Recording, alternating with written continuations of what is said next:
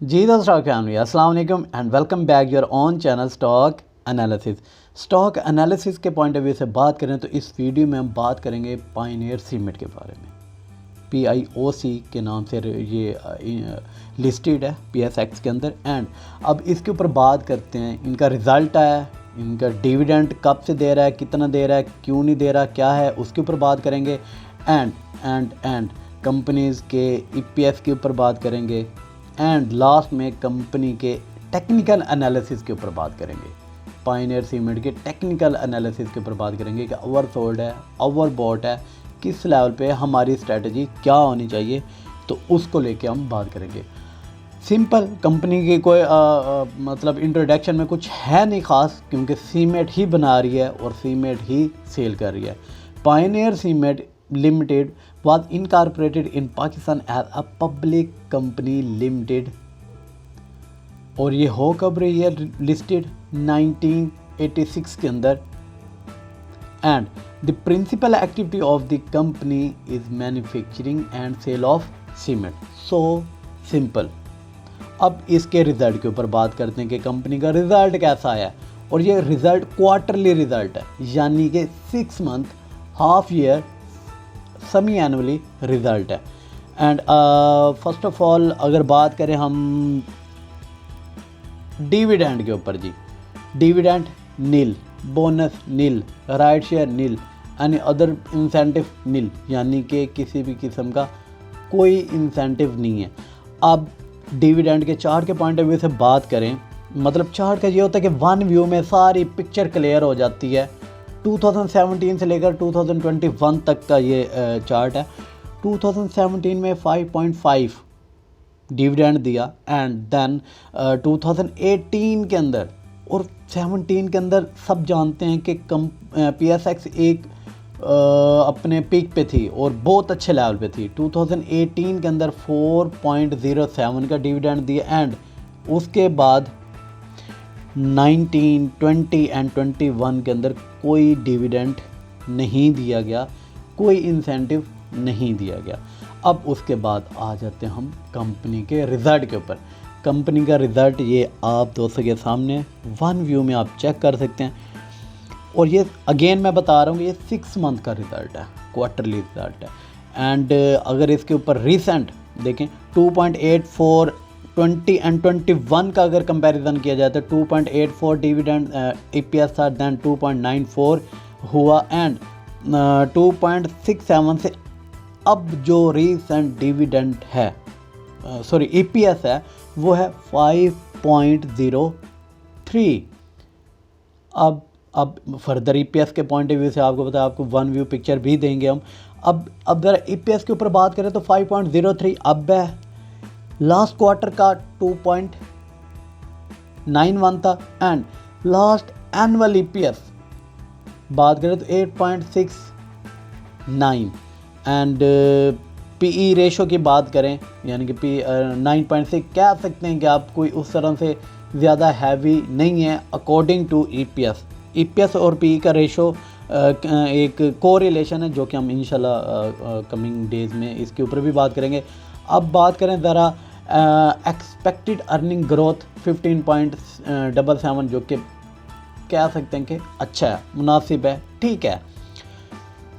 One view picture EPS के point of view से 2014 में 7.79, एंड 15 में 10.9, एंड 16 एंड 17 में हाईएस्ट रहा अब तक का 12.84, एंड 2018 में 7.24, 19 में अगेन डाउन हुआ। देखिए 17 से ऑनवर्ड 18 में डाउन हुआ, 19 में डाउन हुआ, और 20 में तो नेगेटिव हुआ। क्यों 20 में क्यों नेगेटिव हो गया?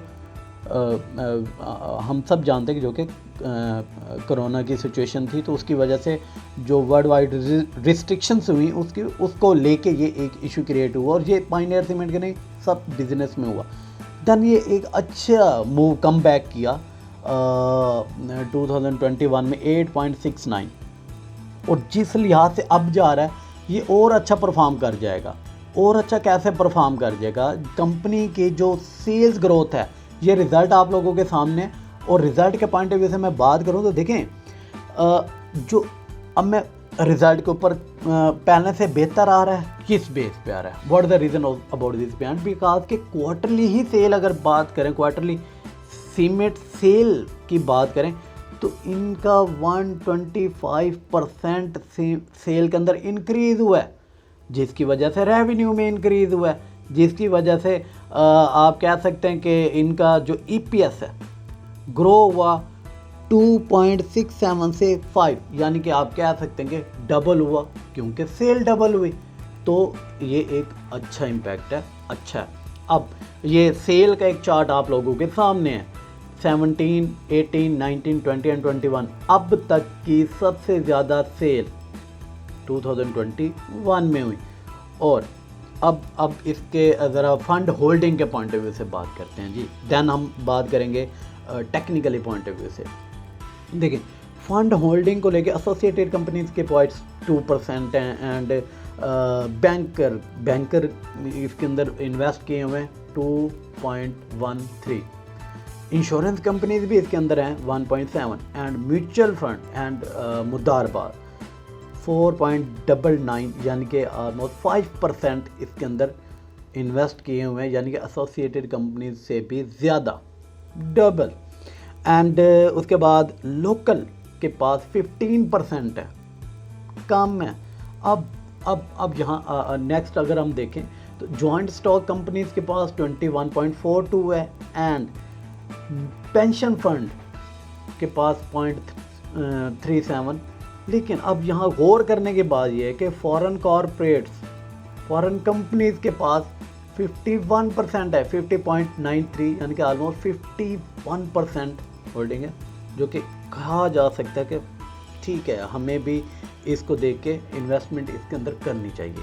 अब फंड होल्डिंग के पॉइंट ऑफ व्यू से, वो शेयर होल्डिंग कैटेगरी हम डिस्कस कर चुके हैं। अब फंड होल्डिंग के पॉइंट ऑफ व्यू से फैसल इस्लामिक स्टॉक फंड्स ने इसके अंदर इन्वेस्ट किया हुआ है एंड फैसल स्टॉक फंड्स, मतलब Faysal Islamic stock funds and Faysal stock funds, इन दोनों ने मतलब एक ही है, लेकिन इसके इन्वेस्टमेंट के पॉइंट ऑफ व्यू से है। अब ज़रा बात करते हैं जी टेक्निकली पॉइंट ऑफ व्यू से, टेक्निकली पॉइंट ऑफ व्यू से लेके कि कहाँ पे स्टैंड कर रहा है, कहाँ पे अकामुलेट करना चाहिए। देखिए टेक्निकली पायनियर सीमेंट ओके है, करेक्शन कंप्लीट किए हुए है। अब हमें कहाँ पे बाय करना चाहिए? करंट प्राइस है 84.65। अब ये अब तक अगर मैं थोड़ा सा बताऊं तो थोड़ा सा अगर इसका 130 ज़्यादा दूर नहीं, अगस्त की बात है, 130 पे तो, और वहाँ से डाउन होता इसने सपोर्ट ली 67 से 106 पे। अब ये कहने का मतलब है कि अगर मैं 6 to 7 मंथ की मैं बात करूं तो 80 and 100 इसके दरमियान, 80 and 100। अब हमें क्या करना चाहिए, हमारी स्ट्रेटजी क्या होनी चाहिए? 82 से लेकर 80 and 82 इस प्राइस पे हमें अकामुलेट करना चाहिए, सपोर्ट करनी चाहिए, इस लेवल पे हमें अकामुलेशन करनी चाहिए। और टारगेट क्या होना चाहिए? फर्स्ट टारगेट इसका होना चाहिए 90। अगर ये 90 को फर्स्ट टारगेट इसका होना चाहिए 86 to 87, यानी कि 80 पे बाय करते हैं, 81 पे बाय करते हैं, 82 पे बाय करते हैं, तो 87 86 यहाँ पे फर्स्ट रेजिस्टेंस, ये फर्स्ट रेजिस्टेंस है। और फर्स्ट रेजिस्टेंस पे आप 50% सेल कर सकते हैं, 70% सेल कर सकते हैं, 40% सेल कर सकते हैं। एंड सेकंड रेजिस्टेंस देखें ना, अब ये कहने का मेरा मकसद ये है, अगर हम 100% सेल करते हैं, 4 पे और ऊपर हो जाता है, ओह हमने सेल कर दिया। और अगर हम बिल्कुल सेल नहीं करते, नीचे हो जाते, ओह हमने ये क्या किया। तो कहने का मतलब है 40 to 60% फर्स्ट रेजिस्टेंस लेवल पे आप प्रॉफिट बुकिंग करें, नीचे जाते 50% और बाय कर सकते हैं, ऊपर जाते तो 50% आपके अंदर होल्डिंग है। तो स्ट्रेटजी आपकी कुछ ना कुछ होनी चाहिए।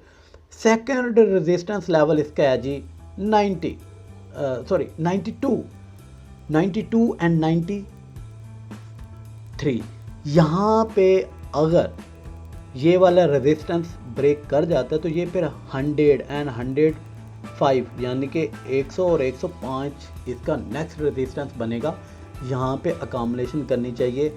वॉल्यूम के प्रॉस्पेक्ट से भी बात करें तो इसके अंदर अच्छी अकामलेशन हो रही है।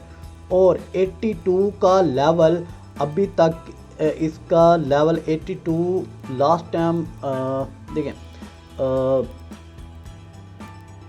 जनवरी यानी कि ऑलमोस्ट कह सकते 2 मंथ से ये एक ही लेवल पे सपोर्ट कर रहा है 81 इसी लेवल पे है। और रेजिस्टेंस 92 93, तो इस दरमियान आप इसके अंदर खेल सकते हैं। लेकिन लास्ट बात, सीजनल मैं ऑलरेडी अर्ज कर चुका हूँ कि सीजनल सेल इसकी शुरू होने वाली है। Cement sector, steel sector season को लेके आगे बढ़ने जा रहा है। इसके अंदर अच्छा खासा काम होने जा रहा है। तो आने वाले दिनों में सीमेंट सेक्टर, स्टील सेक्टर अच्छा नहीं बहुत अच्छा परफॉर्म कर सकता है। तो आप cement sector, steel sector, IT sector की तो अलग ही उसके ऊपर भी बात करेंगे, लेकिन इसके अंदर आप काम कर सकते हैं। आने वाले दिनों में आप इसे अच्छा देख सकते हैं। अब तक के लिए इतना ही। अपना ख्याल रखें और अपने इस चैनल का ख्याल रखें।